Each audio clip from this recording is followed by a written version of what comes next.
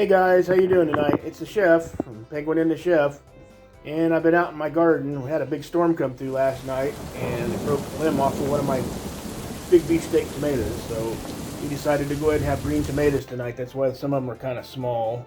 There's a few bigger ones on another limb that was bent over. And I got 8 more cherry tomatoes. I took a couple of the bigger green onions out. You barely see them. That's about the end of my berries. A few raspberries and a few blueberries. And I got some of the baby choy leaves. I still have some of the stems in the refrigerator from the last time, so she's going to make her homemade biscuits for you for a video, and then I'll come back and show you on another video how to make fried green tomatoes the way we do them, and show you what we're having for dinner. Hey guys, it's the chef from Penguinandthechef. Hello everybody, I'm behind the camera. And you see Pooh's got a new shirt on today. Pick him up and show him the back of it. He's Paw Patrol. Paw Patrol. You see how good that shirt fits him? Well, guess what? That ain't even a doggy shirt. That's an 18-month toddler shirt. Mommy just tweaked it a little bit. Fits him perfect. Yeah, he's comfortable in it.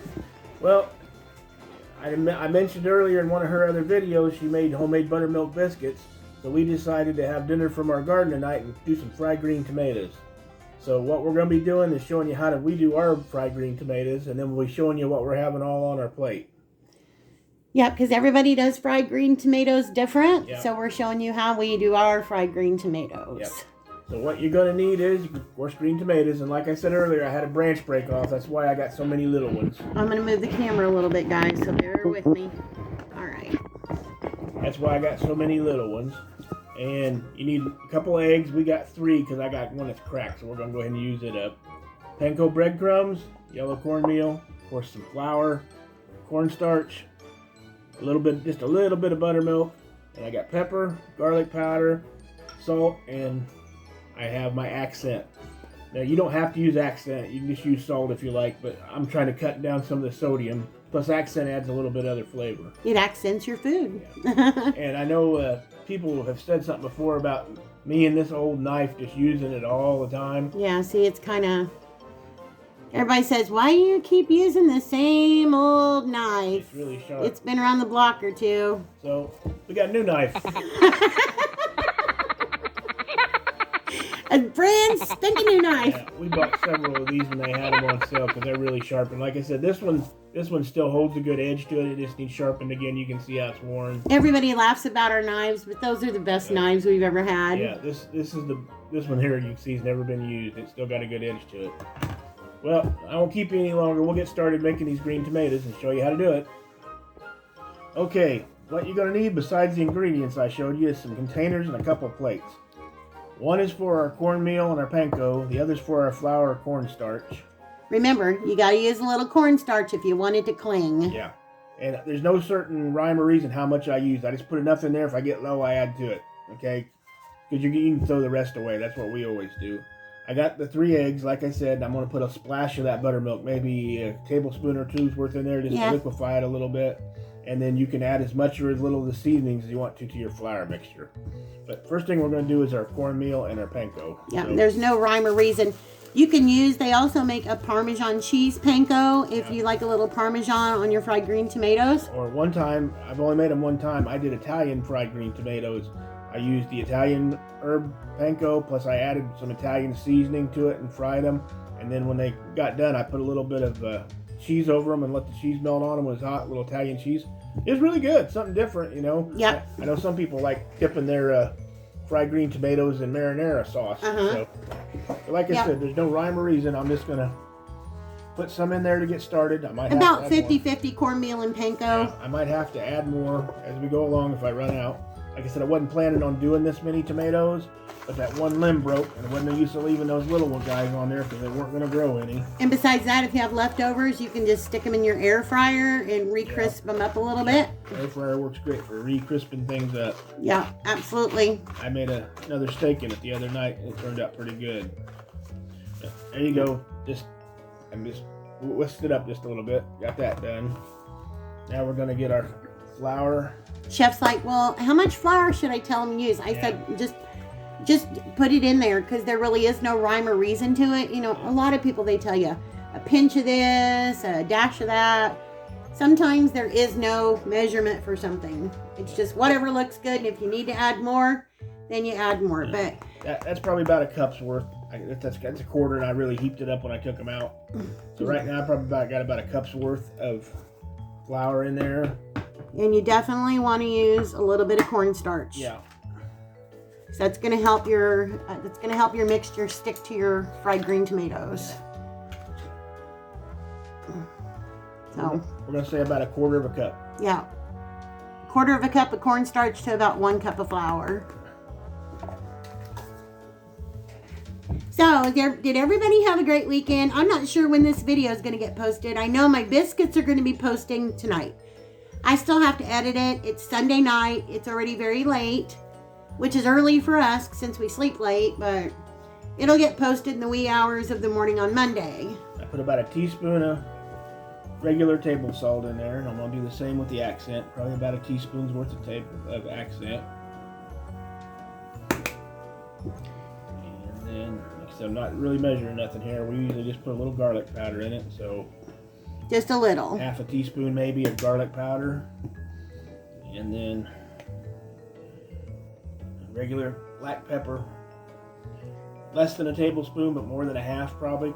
That way you get something. Like I said, you can always go back and add a little more as you're going if it doesn't look like there's enough in there, you're good stuff. And I got my little baby whisk here. And he loves that little baby whisk. It came with a Christmas thing one time for making your own hot chocolate with the cups and the mixture and stuff. And it was attached to one of the cups, so I unhooked it and I just kept it to use it. We have 2 of them. If he can't find one of those things, he has a fit. He's like tearing up the silverware drawer. Where's my little mini whisk? Yeah, you can use a fork. Spoon does the same thing, but as you can see right there you go. It's got a little bit different color to it now since I added that.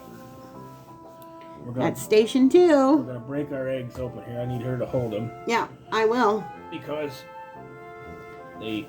Let me get you a paper towel. They stuck to the container. I don't know if you guys have ever had that happen to you or not, but...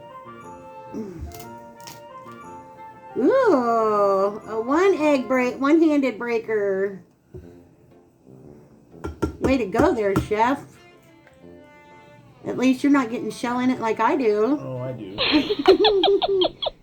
No, you don't. I don't see you getting shell in anything hardly ever. Woo-wee. You just go with your bad self right there, chef. Like I said, they stuck to the bottom of the... They're still good eggs, mind you. They just stuck to the bottom of the... Can I have a paper towel, please? No. You know what you tell me? No. We're on the opposite side of the spectrum now. Ha ha ha. So then I'm going to always do the same thing. I'm just going to put a little salt. You have to season every layer, I always say. A little pepper. Season every I'm layer. going to put in just a little bit of buttermilk. Yeah.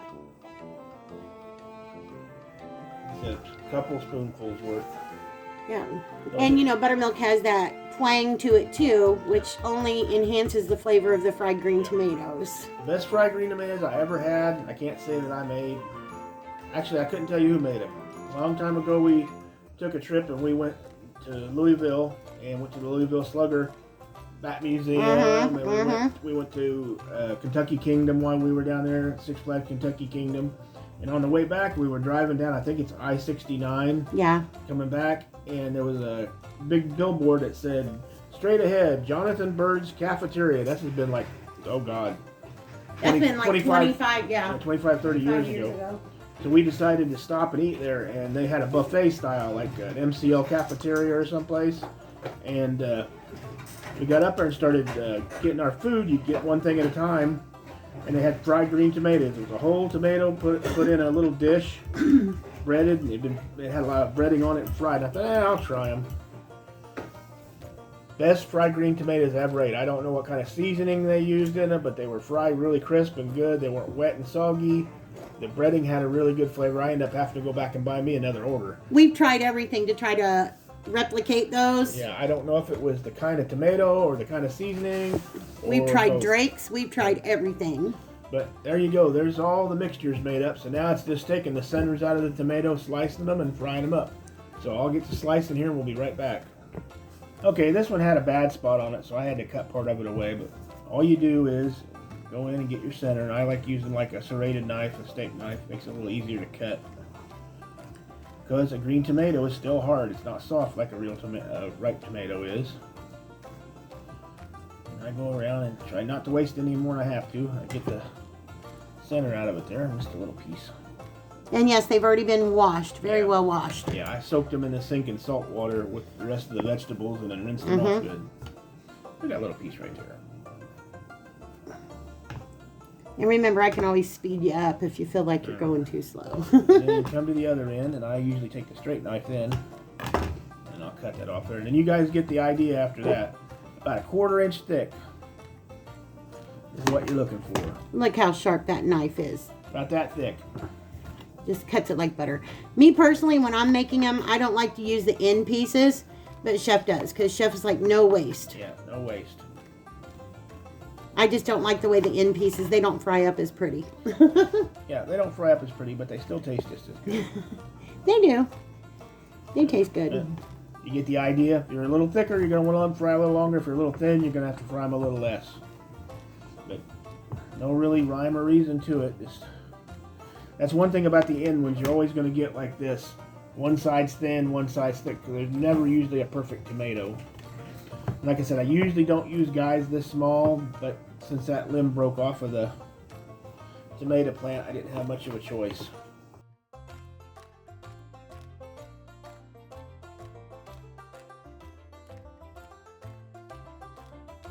But you get the idea. That's them 3 right there. I got to do these other 7, which we're going to have a really big bunch of fried green tomatoes because of this. But like I said, we'll put them in a Ziploc bag, airtight, and then when we want to fix one, we just stick them in the air fryer, crisp them up. Yeah. Crisp them up. So we'll be back when we're ready to start cooking. Okay, I got all the rest of my tomatoes sliced up. And you see I sliced myself too. Got a Band-Aid on. Got to be careful slicing stuff. Especially when you're using a new knife. I got all more tomatoes probably than I want actually, but we'll show you what you do here. Pick one. You can use tongs if you like or whatever. I just usually used to using my hands, so I make sure it gets coated really good with the flour. Dunk it in my egg batter, make sure it gets all covered.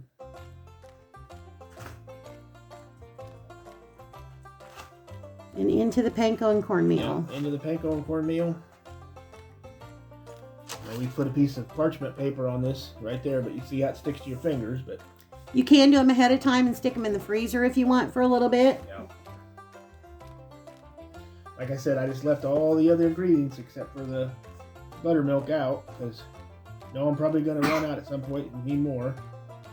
You always want to make sure you get, sometimes when you dunk it, they don't get all covered. Press it down in there. Flip it over. Yeah, you're not getting your egg all over your tomato. Yeah.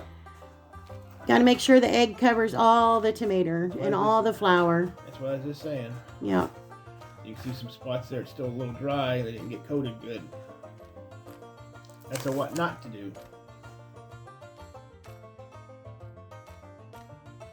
I think you guys get the idea. So I'm going to get a plate's worth filled up and then I'll go over to the front and show you how to do that. Okay, there we got a plate full ready. That's about all the skill it'll hold at one time. So I'm going to get them in and get them cooking. I got it on about 350. You don't want to crowd your pan because if you do, they won't fry up crispy. Yeah. Leave a little bit of space.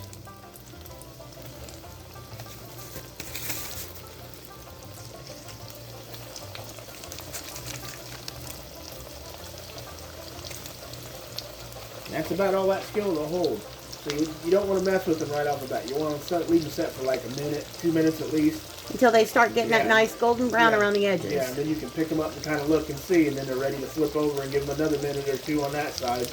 And take them out and set them on a tray or something, a plate lined with paper towel. Let them dry for just a minute. I like salting them just a little bit after they come out, and then they're ready to eat. So we'll show you what they look like when we're ready to flip. Okay, we're ready to flip. It's been about a minute, minute and a half. Ow, I hurt myself. I got a little pair of tongs. You can use a fork if you like, or a spatula. See some of the breading come off of that one. That was one of those that didn't get covered all the way. You got to make sure that the egg gets all over them. There's a good looking one. Here's one off of one of the bigger tomatoes. Always shake off the excess of your flour before you put them into your egg. That way the egg clings to whatever it is that you're going to be frying. It's hard to tell with the light in here too. I'm gonna let them get them apart a little bit right there. I'm gonna give them another like minute and a half or 2 minutes. And when they're done, I'm gonna take them out and get them on a tray, and I'll show you what they look like. We'll be back, guys. Okay, guys, there you go. You can see what they look like if they get a close up down there. They're ready to take out now. I've let them sit on this side. I give them one flip back over just to make sure they were all good and brown, and they're ready to come out and get put on the tray and get the next load put in. So we'll be back. There you guys go. That's our version of fried green tomatoes. See if we can see them up there. We made 3 skillets full is what it ended up being. I could get about 6 pieces in a skillet. And there was so many, we went ahead and put some back in a Ziploc bag, and we're going to have them in a few days. If you can hear that nice and crispy. Yeah, cornmeal and panko will make them really crispy on the outside. Like I said, when they were done, I sprinkled a little salt over the top of them too. Soft on the inside. Yeah. I'm going to take one right here. A little ranch dipping sauce. Hear the crunch. I'm closest to the microphone, so maybe they can hear me. You guys can see a little ranch. Crunchiness and the flavor of that cornmeal and that panko against that twang of that green tomato. Nice green tomato on the inside. You can't go wrong with yes, we're double dipping. No. See, we got some great big ones off of that one. You guys give these a try. These will be some of the best fried green tomatoes you've ever had. Yeah. You see how well the breading sticks. Like I said, I had a couple at the beginning. I didn't get done good. But we always dust them with a little bit of salt when they're done, when they're still hot. Yeah. You can adjust that how you like. Yeah.